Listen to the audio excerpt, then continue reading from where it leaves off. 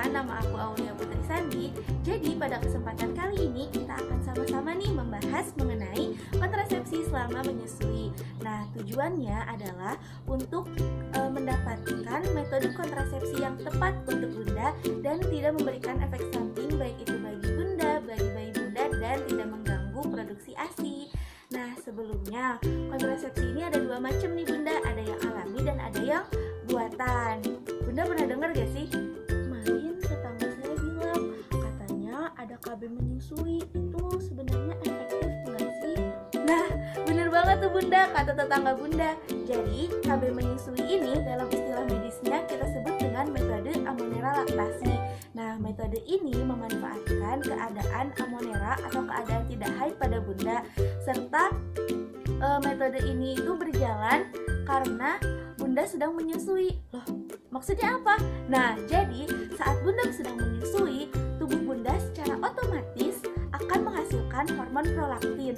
Nah, hormon prolaktin inilah bunda yang bermanfaat untuk menyusui atau sebagai pemproduksi ASI nih ya.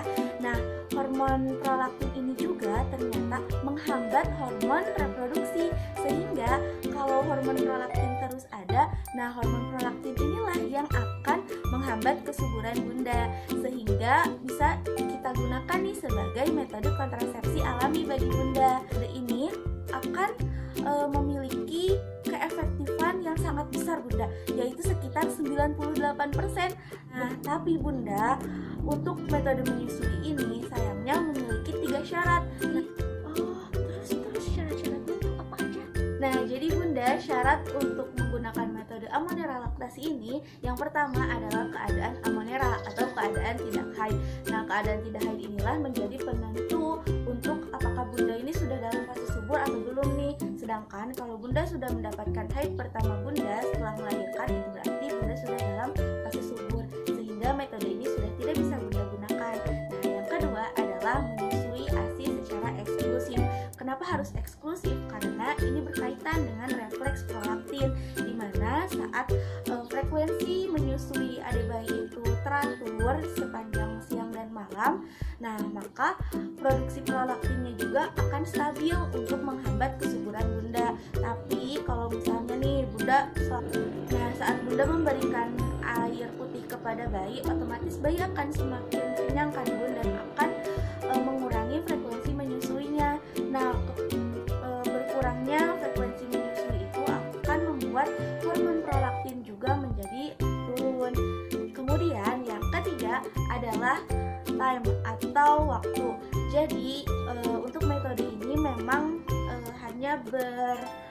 hanya berjangka sekitar 6 bulan. Jadi saat bayi sudah di atas 6 bulan, maka metode ini sudah tidak efektif untuk bunda gunakan. Kenapa? Karena saat bayi di atas 6 bulan, bayi sudah membutuhkan nutrisi yang lebih banyak ya bun, sehingga bunda pasti akan memberikan makanan pendamping ASI. Nah, makanan pendamping ASI inilah yang menyebabkan produksi ASI bunda juga akan berkurang, sehingga hormon prolaktin ini sudah menurun juga bunda. Jadi bunda saat bayinya sudah di atas 6 bulan, maka bunda harus memikirkan lagi nih mengenai kontrasepsi apa yang akan cocok untuk bunda.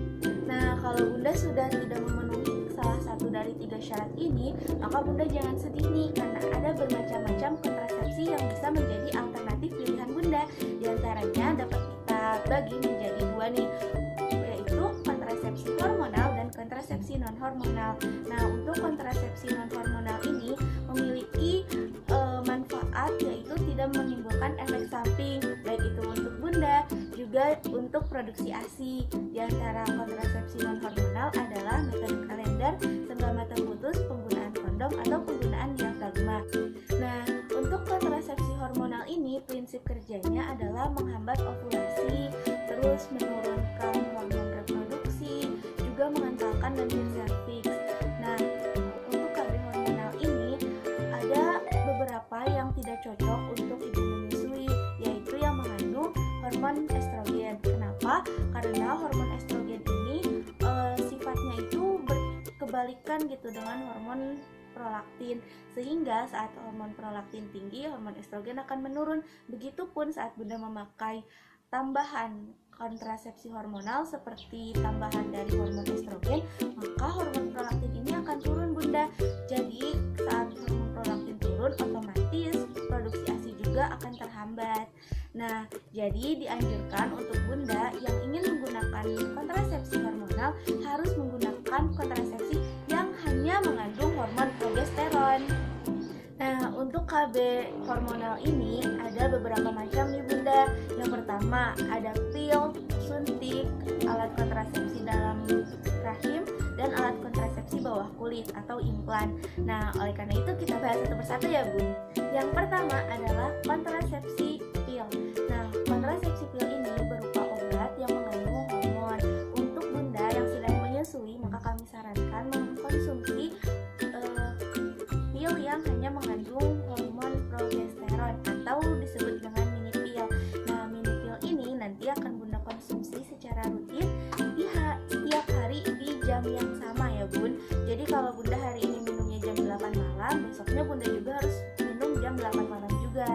Nah, untuk pil ini jika Bunda konsumsi dan gunakan dengan benar, maka memiliki keefektifan resiko kehamilan yang kurang dari 1 orang dari 100 ibu dalam 1 tahun, atau keefektifan ini cukup tinggi ya Bunda. Nah, untuk mungkin kekurangannya ini butuh kekonsistenan Bunda nih untuk meminum secara rutin setiap hari. Kenapa sih harus rutin? Karena hormon ini nanti yang dimasukkan ke dalam tubuh Bunda akan memanipulasi siklus reproduksi Bunda atau siklus menstruasi Bunda. Jadi kalau Bunda misalnya telat atau mungkin bolong-bolong nih minumnya, nah itu bakal membuat hormon yang udah dimanipulasi tadi jadi nggak stabil gitu Bunda, dan itu akan menyebabkan resiko kehamilan juga. Nah, yang kedua adalah suntikan progestin atau disebut dengan alat suntikan 3 bulan sekali. Nah, jadi nanti Bunda akan diberi suntikan hormonal dalam kurun waktu 3 kali 28 hari. Nah, 3 kali 28 hari ini harus tepat ya Bunda, jangan sampai telat, dan hitungannya juga bukan seperti bulanan kayak bulan gitu ya Bun, kayak kalender, tapi 3 kali 28. Jadi jangan sampai nanti Bunda telat kemudian ke dokter untuk diberi suntikan tablet progestin, nanti hormonnya udah stabil jadi nggak stabil lagi deh Bun. Nah, selain itu untuk suntikan progestin ini dia memiliki keefektifan yang cukup tinggi, tapi biasanya kesuburan Bunda akan pulih dalam waktu beberapa bulan. Jadi saat berhenti nggak akan langsung pulih ya Bun, tapi menunggu dulu nih beberapa bulan. Kemudian ada beberapa keuntungannya juga nih Bun. Jadi suntikan progestin ini bisa mengurangi resiko kanker endometrium, fibroid uterus, kemudian anemia defisiensi zat besi, juga radang panggul. Nah, yang ketiga adalah implan. Nah, jadi implan KB ini nanti akan disimpan atau dimasukkan dipasang gitu ya Bun ke dalam bawah kulit Bunda, biasanya di lengan atas, dan juga memiliki keefektifan yang cukup tinggi. Nah, nanti implan yang mengandung progesteron ini akan sedikit demi sedikit mengeluarkan hormonnya dalam waktu 3-7 tahun. Cukup efektif ya Bun. Nah, yang terakhir adalah alat kontrasepsi di dalam rahim. Nah, alat kontrasepsi di dalam rahim ini ya, atau kita sebut dengan IUD, ada 2 macam nih Bunda, yang mengandung hormon progesteron dan yang tidak mengandung hormon. Nah, yang tidak mengandung hormon ini biasanya adalah berbahan dasarnya dari tembaga nih Bun, yaitu memiliki resiko untuk Bunda mendapatkan anemia. Kenapa? Karena kalau Bunda memasangnya dalam keadaan zat besinya yang kurang, nanti Bunda akan mendapatkan penyakit anemia, karena efek sampingnya ini akan membuat menstruasi Bunda ini menjadi lebih sering dan darahnya yang keluar menjadi lebih banyak. Selain itu, ini juga akan berbahaya bagi Bunda yang memiliki penyakit menular seksual seperti penyakit chlamydia atau gonore sebelum pemasangan. Jadi Bunda harus memastikan dulu kalau Bunda sehat. Nah, yang kedua adalah IUD yang mengandung hormon progesteron.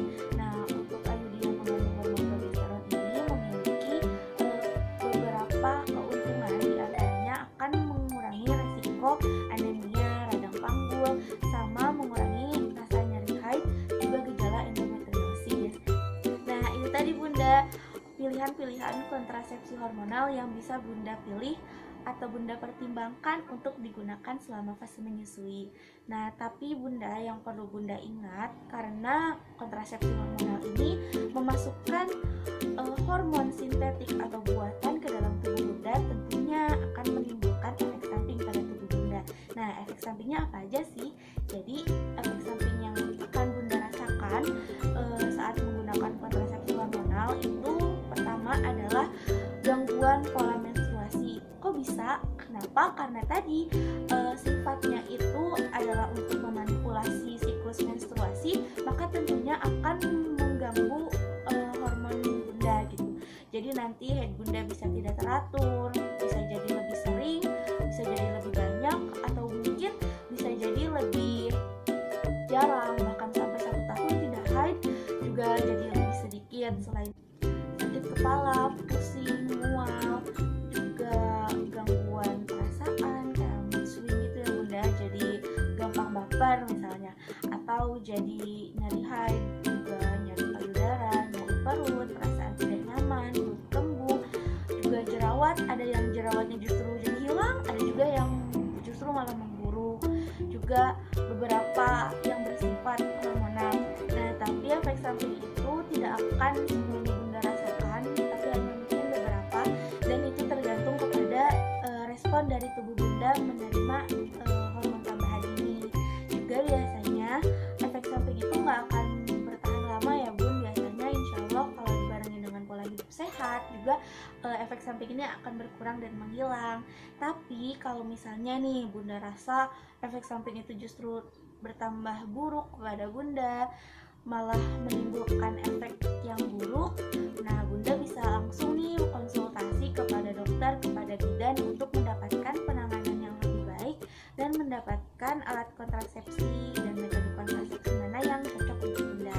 Nah, sekian dulu ya bunda penjelasan sedikit dari saya, mudah-mudahan bermanfaat. Juga mohon maaf bila ada kesalahan. Wassalamualaikum warahmatullahi wabarakatuh.